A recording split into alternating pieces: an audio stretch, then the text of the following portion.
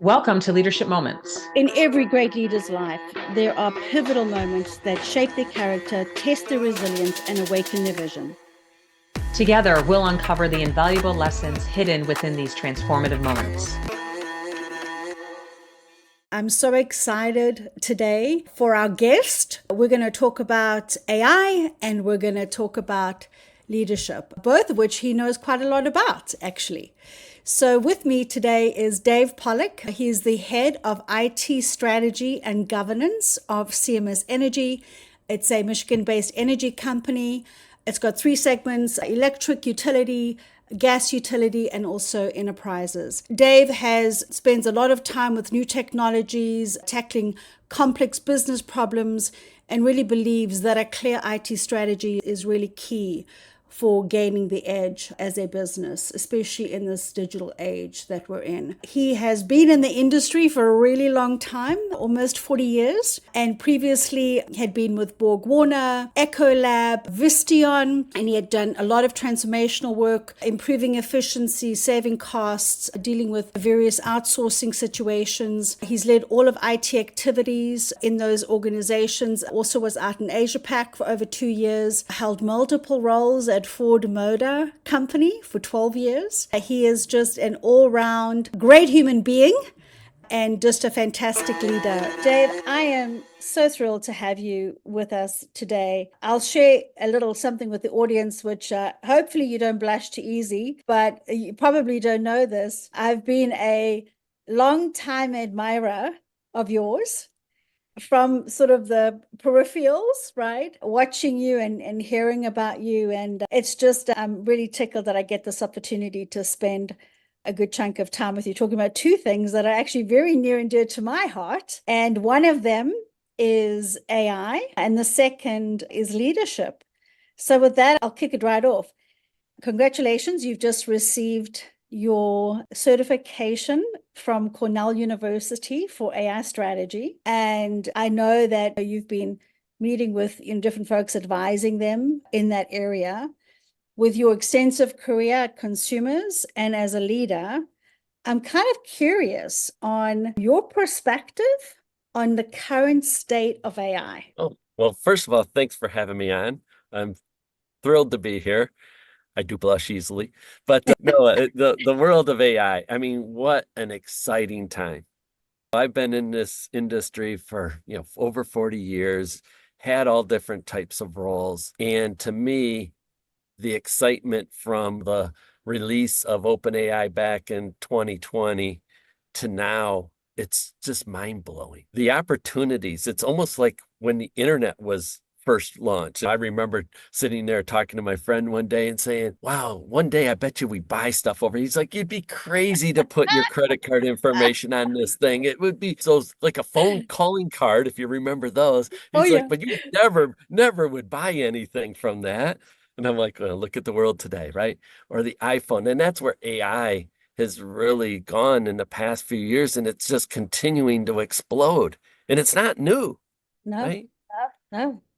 AI was around since, the mid 1950s, and it's gone through its winterizations, and because of compute power and lack of funding and interest, but it woke up and it's really awake right now, and it's going to continue to drive. Every single domain in industry is touched right now by AI. And I think that that's a huge opportunity. And I think there's companies that need to eliminate that fear of AI. I hear a lot about that in terms of companies wanting to go there, not going there, sort of pulling back, putting guardrails on, but they're not really sure what the guardrails are. So yeah. I'm curious, what do you think, and fear will be a part of this, but what do you think are really the biggest opportunities for organizations and individuals if they can overcome that fear? Yeah. And it's really getting started because it's all over the press. And so they don't know where to start. Yeah. Should we do, a chatbot? Oh, wait, let's do some decision making. Oh, wait, let's do this. Where do I start? And so It's something that companies need to take a time out in a way, but not forever. But start internally, start small, learn, seek to understand, put your governance in place. Maybe it's in through an automation instead of an innovation right now. So when I look at it, I break it down into 4 different categories. I'll say AI is great for automating. Think of that chat bot, doing that repetitive task, helping out on those types of things. Innovate is something new. And so maybe I'm not ready for that yet. It's coming, but let's not start there. Let's seek to understand. And then there's always the people side of things. We mentioned fear, but people are saying, is this replacing me? No, it can grow you, right? AI has an opportunity to learn new things and to go through and say, what? Instead of just answering that call like a service agent, I can now establish the knowledge. I can put that down so that the AI can answer that question. So I'm actually evolving my role. I'm expanding it. There's going to be new opportunities. I mean, how many times now are you seeing jobs for like prompt engineering? Because as I ask that question, how I ask it will give the results. There's now jobs for looking for biases within the models and things like that. So there's new opportunities for people. And so, yes, jobs may change, but haven't they always changed over the years?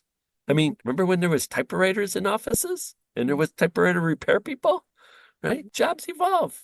And now they were fixing printers and things like that. So you know what I mean? It's always happening, and it's happened forever, and it's going to continue to happen. And then the last part is that governance. That's an important part as we talked about what AI and generative AI can create content, but you still need to review it. It's how was that model trained? What's happening? And they're growing from 2020 when it first came out in GTP3 to 4. I mean, it's increased, and there'll be some challenges with that too. So that's the focus, is to start small, start internal. I wouldn't go out and have something right now looking at the external. I'd focus on my employees. How do I make my employees more efficient? Yeah, Dave, I really love that. I love the fact that, first of all, you've broken it down into those 4 categories. I also really appreciate the first one being optimization, because everyone thinks innovation. But the great thing about AI is the optimization at a different speed back to your customer or your employees or whoever it is, right? Because I think one of the things people aren't talking enough about is we want everything at speed. Well, we finally are able to do that at speed. Yeah. Which I mean, is fantastic. Exactly. I mean, think of publishing out instead of starting blank, and you can say, I want to present something to a potential customer or an internal meeting. You can generate that content so quickly now. Yeah. But to your point, you get ideas. It's almost like having what I would call a brainstorming buddy or an idea buddy with you. But you are editing and you are finessing and you're putting the company name on it, the company messaging, branding, whatever it might be. You're making it your own. Right. It's still your thoughts. Yes. That's where I think the general term we hear co-pilot all the time. And I don't think you can look at a software package now without hearing the word co-pilot. It's actually a creative name. It's your helper. As you were talking, it's your assistant. Yeah. It's your co-pilot. You're still the pilot. You're still doing it. Yeah. You just have that helper. And, bringing in some ideas that are out there in the different models, from image generation to putting together slides, inserting a table, just displaying it differently. There's options. Oh, I like this one. That's your decision. It doesn't take that away from you. Yeah, totally. So before we pivot on to more around sort of the leadership pieces, I want to just ask you one question, which is, for the audience we have with us today, what is your advice to them as leaders around AI? I think I know what the answer is, but I wanted you to just articulate that. Sure. No, I think first, if you haven't started, start, because your people already are. They're using it. Their kids are using it. Take away the fear, right? This is not something that you can lock down. You can protect your property. You want to do internal. You don't want to use the public stuff to put out your company information, but there are ways to do that internally. You can even use the public right now to say a generic note. I would like to write me a brief note on whatever. You don't have to put the details in that about the company. So, Yeah. but start. Have a brainstorming session and learn. Think of automation. Think think internally. Where are the pain points? Wouldn't it be great to take away something that's, oh, it's always been that way? Does that mean it's right? Does that mean it can't be done better? How would you rather do it? Well, if you could get to that end of it, that's where AI is helpful, and generative AI help create that content, summarize, search for things and say, what?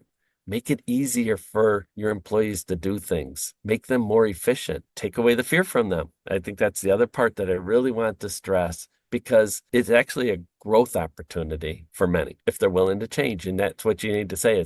This is a new tool in our toolkit. Yeah, and I'll tell you, I'm part of a mastermind where every single week we get together and we are educated on AI and the tools. And the one thing I love about your advice is your people are already doing it. Yep. So jump in, because if you're not educating, if you're not getting knowledge, you are behind, because people are out there actively leveraging at speed, might I add, with lower cost, the tools that are out there that might not be perfect, but they're good enough for what we need them for right now, since we've never had them. Exactly. I love your advice. So for our audience, go get started. And if you have already got started, then dig deeper is what I'm hearing from Dave. Yep. Yep. So Dave, I'm going to pivot on you. Okay. Dave has a lot of community involvement and is certainly passionate about leadership, and himself is a great leader. And I've heard that from many people outside of Dave. So thank you again for your leadership, not only consumers, but also in the community. We really appreciate that. Can you share with me your leadership philosophy in terms of what you believe is often overlooked, but really critical for success? Sure. I feel I lead with empathy. I'm a person, I lead people. I don't believe anyone wakes up in the morning and says, how can I do a bad job today? That's not normal. And so people are going through all kinds of things. You don't know what happened within their personal life, what they're dealing with. They want to seek to understand themselves. Where are we going? So it's sharing that vision. And it's not, hey, we need to go do this. This is where we need to go to. How do we get there? You got to bring people together and say, I don't have all the answers. When I lived in China, it was something I had to really push forward because of the cultural differences. And it's like, when I asked my managers the first time, it's like I had to convince them that I wanted their opinions, right? We're going to have a better decision when we all talk about it. They were saying, well, you're the boss. Tell me what you want. I'll go do it. And it's like, no, you know all the things here. You have all the understanding. I want to hear from you. And so it had to build trust. And I think that's one thing, that for people to open up, they need to trust you. They got to come and say, you know what, I'm struggling with this person, or they have to have trust in you that you're going to keep this conversation confidential, or they're opening up their hearts and sharing things. And it's like, you need to build that. And trust is something that you work on every single day. It's tough to keep that trust. It's like pushing a boulder up a hill. It takes a lot of work. Yeah. If you forget about that and you lose it, that boulder falls down, all the way down. It falls a lot quicker than you just pushed it up. And now you're at the bottom of the hill again, and re-earning it and pushing that boulder back up. Guess what? It's a lot harder the second time. And so I think it's always been my side to be who I am. I'm genuine. I always wanted to be approachable. I like to have those talks. And like I said, I lead with caring, and let's work it out together. Let's solve things. Let's celebrate. Let's learn together. We just talked about AI. It's changing so fast, and the world's changing. Where can we go? I talked about fear. To get the best answers and the best solutions, we got to break down those barriers of fear so that people are willing to trust you, that says, hey, what? if we could do this with AI, it would free up so much of my time. I could do something else. Whoa, right now, if there's not trust, I'm not going to tell them that they're going to fire me. So that's, I think, the biggest thing, and share those experiences. We're all learning every day.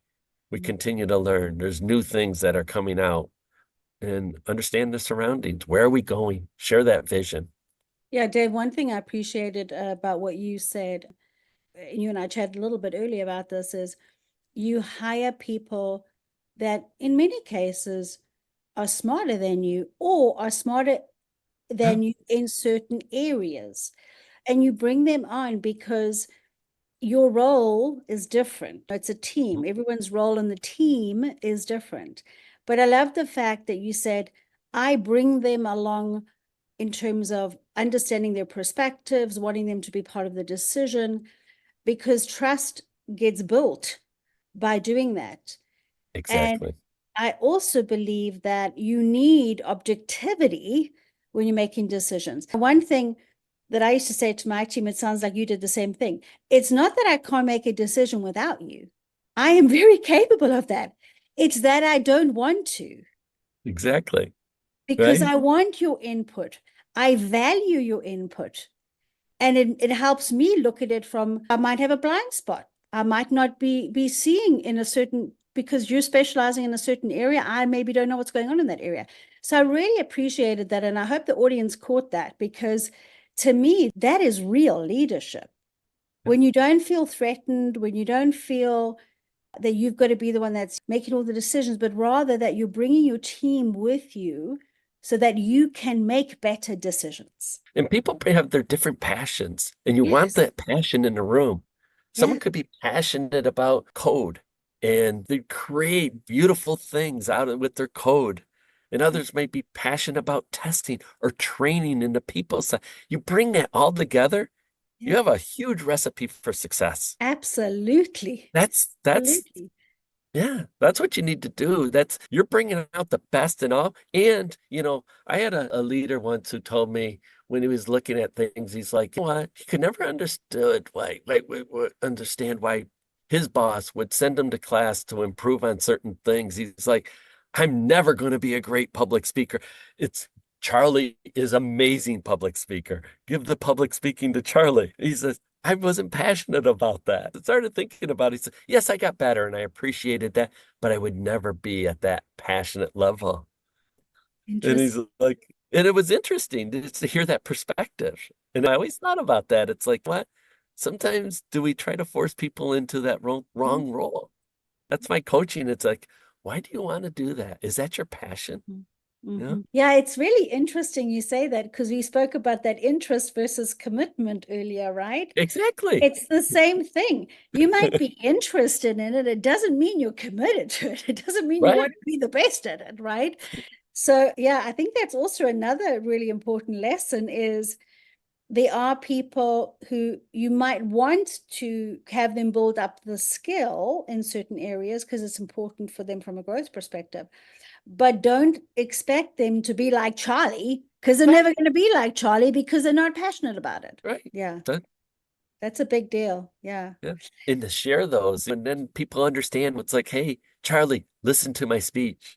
Yeah. So That's important. really. So what advice do you have for emerging leaders who are really aspiring to be good leaders? I call this, how do we all get committed to leadership mastery? Meaning, how do we get good at the things that really matter, that really move the needle for people? Right. Well, first of all, you need to be very genuine. Yeah. Don't be someone who you're not. I think that there's always a way to say, you know what, I'm learning too. I'm going to make mistakes. I'm a human. I'm going to make mistakes. And again, it gets back into building that environment where when I give coaching, there's a lot of times when you care enough to give that disappointing news. It's almost like, but it's not always great news. Yeah, you celebrate the wins, but you also have to understand where the improvements could have been. Where did we fall down? And we fell down together. How do we get up and learn from that as a team and as a group, as a relationship between the mentor and the mentee? I think that's a really important thing that as a leader, you're always learning. There's new things coming at you. There's going to be different challenges that you have to get through. And it's not always the same recipe. What worked yesterday, what worked for me in China, didn't work for me in Jackson. It had to be, yes, it influenced me, but it isn't the same. I'm going to follow up my 4 steps. You have to be able to adapt, understand, seek to understand. It's almost like think of the sports teams. That's not the same team every year. Yeah, they're called the same name, but people come, people leave, priorities change. And you need to do that. And something could have been started and you were passionately behind it. And we had to put it on the back shelf, or something happened to it, or it didn't come out the way you wanted it to. That's okay. Take the wins. What did you learn from it? Talking about that, that is the constant, right? Yeah. The constant is that we will always have change in our professional lives, change in our personal lives. Yeah, It's really how you respond to that change, meaning, are you learning from it? Are you growing? exactly. Those things are really, I think, critical for leaders, is the way that they are looking at those things. I had a leader come up to me once who worked for me, and they said, they were fairly young in career at the time, but they said, why do I have to go and get trained on management on a weekend? Why? I don't understand why I have to do this. And I sat back and I said, you don't have to. No one's going to force you. You don't work weekends. No one's going to force you. But I want you to go and think about one thing. This is an investment in you. Exactly. And one day, if you chose to leave the company, you take all of that knowledge with you. So why wouldn't you embrace it? I look at change in the same way. Yep. Embrace it. You can't do anything about it. It's coming whether you like it or not. Constantly. That's the only thing Exactly. is constant is change. It's Yeah. it's always going to happen. Tomorrow's going to be different than today. Exactly. So you might as well just accept it and figure out how to embrace it. And help people through it. I mean, everyone goes through That's the change key. differently through their curve, and be aware of that. But they all need to get through that change curve because it is happening. Yeah. But that's why I think your empathy is important. Everybody is different. Even when you go through an acquisition or something, Dave, some people have been through it. Some people have, depending on which side you're on, sometimes it can be really comfortable or uncomfortable, right? Oh, yeah. So you have to help those that potentially haven't been through it, perhaps more than someone who says, okay, I've been through this before. I know how this goes, right? Because they're acclimated at that point. Right. And you brought up a point, right? What you learn at a company, you take with you if you leave that company. It doesn't mean that it's lost. It's actually a gain. Yeah. And other companies are looking for those people that say, hey, I'm bringing in an outside view. It's okay to move. Totally. Yes, of course. It's an opportunity. Yeah, 100%. Yeah, absolutely.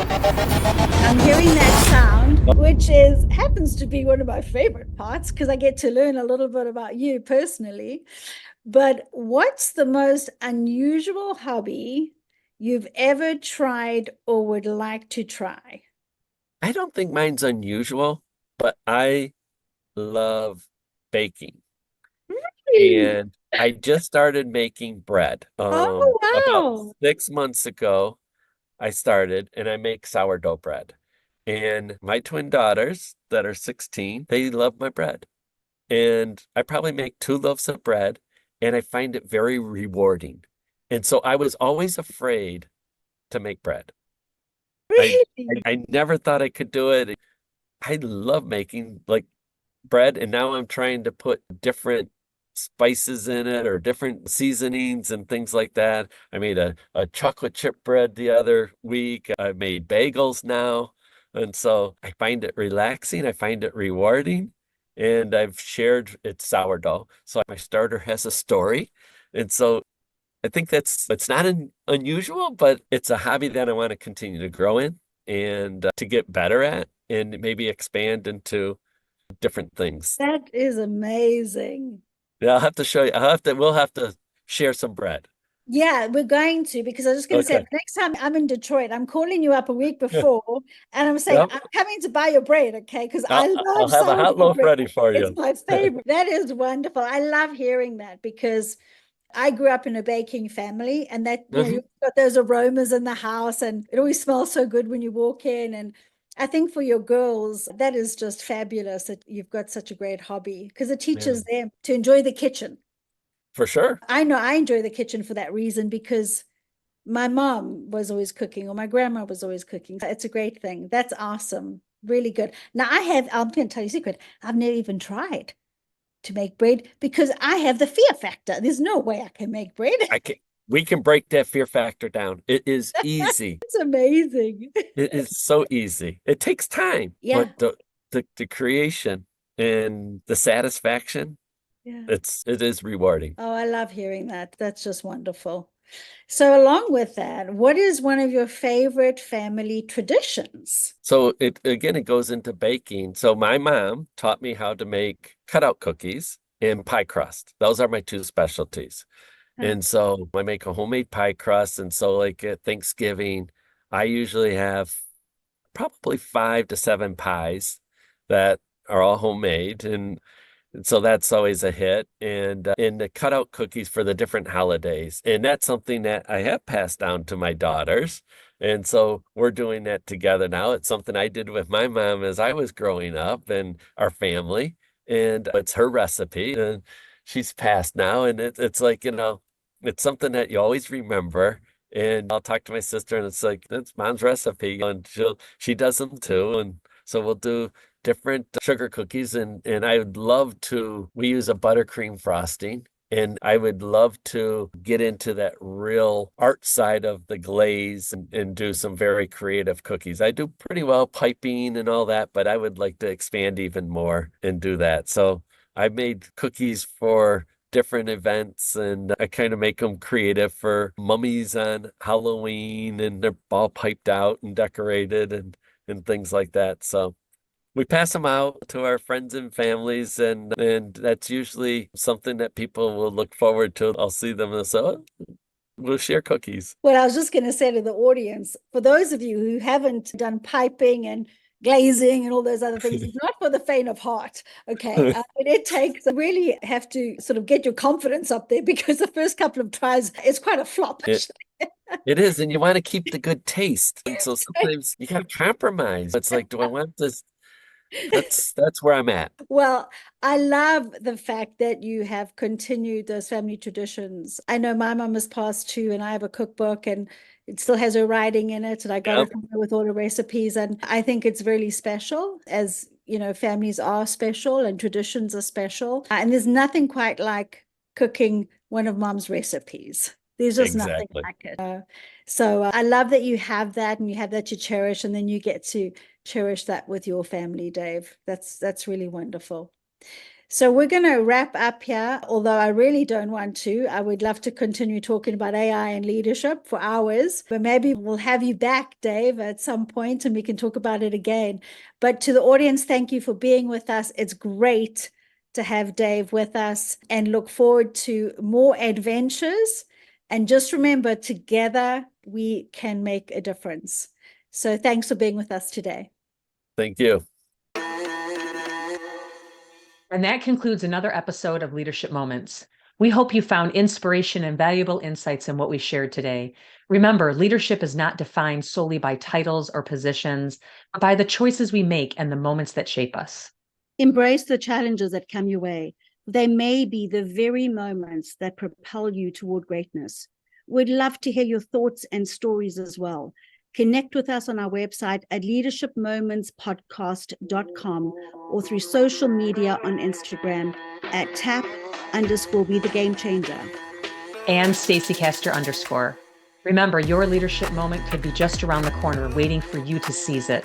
This is Stacy Castor, and what doesn't challenge you won't change you. This is Tracy Ann Palmer, and be the change you wish to see in the world.